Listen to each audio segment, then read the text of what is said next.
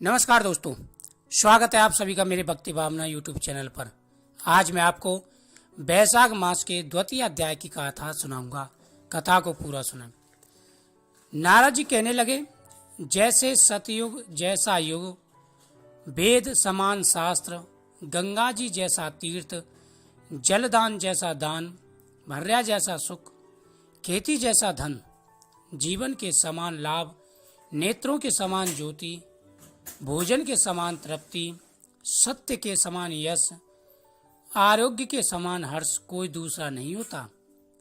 ऐसे ही बैसाख जैसा अन्य कोई दूसरा मास नहीं होता, भगवान को प्यारा नहीं है। जो इस मास को व्रता गमा देते हैं वे धर्महीन हो जाते हैं। हे राजन, वह पशु योनि में जाते हैं। संसार में अनेक प्रकार के व्रत तपादि हैं जो अत्यंत कष्ट साध्य हैं और उनसे फिर जन्म लेना पड़ता है, परंतु बैसाख मास में केवल स्नान मात्र से मनुष्य मुख पा लेता है। सब दानों तथा सब तीर्थों के स्नान का फल बैसाख में केवल जलदान से ही मिल जाता है।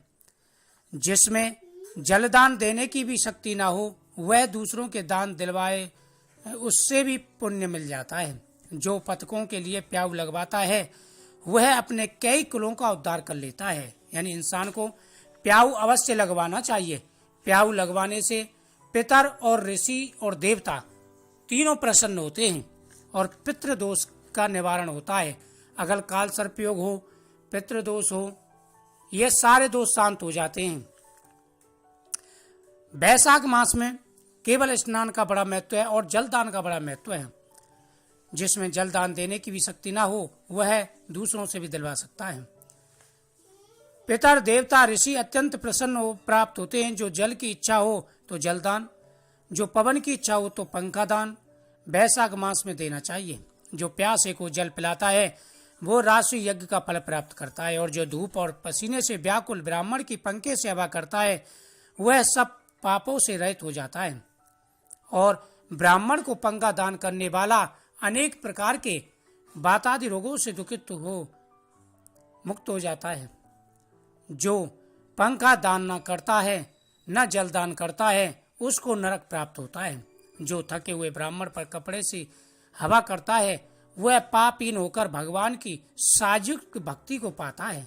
और जो शुद्ध हृदय से ताड़ का पंखा दान करते हैं वे सब पापों से मुक्त होकर बैकुंठ लोक को जाते हैं। जो गरीबों को दान देते हैं उनका यश चारों तरफ फैलता है।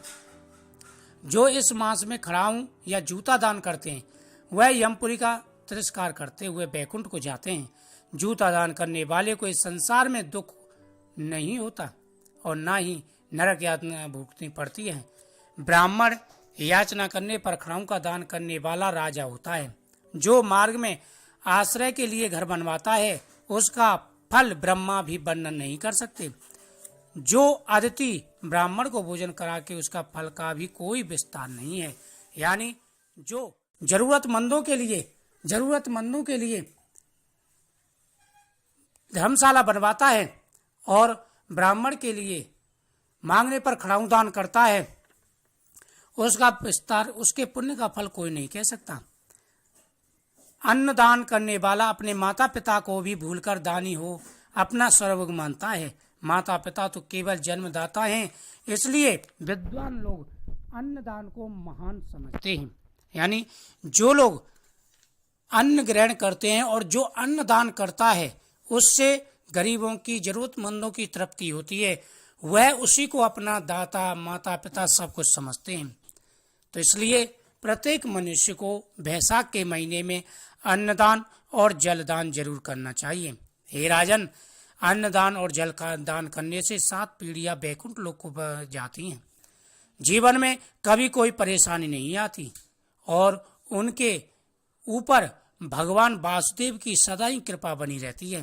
बैसाख के महीने में प्रतिदिन ओम नमो भगवते वासुदेवाय मंत्र का जाप भी करना चाहिए। बैसाख मास में अन्नदान और जलदान का बड़ा महत्व है। बोलो बैसाख मातम की जय। यह द्वितीय अध्याय था। पहले अध्याय की कथा आपको मैंने डाल दी है, चैनल पर मिल जाएगी और लिंक भी इसमें मिल जाएगा डिस्क्रिप्शन बॉक्स।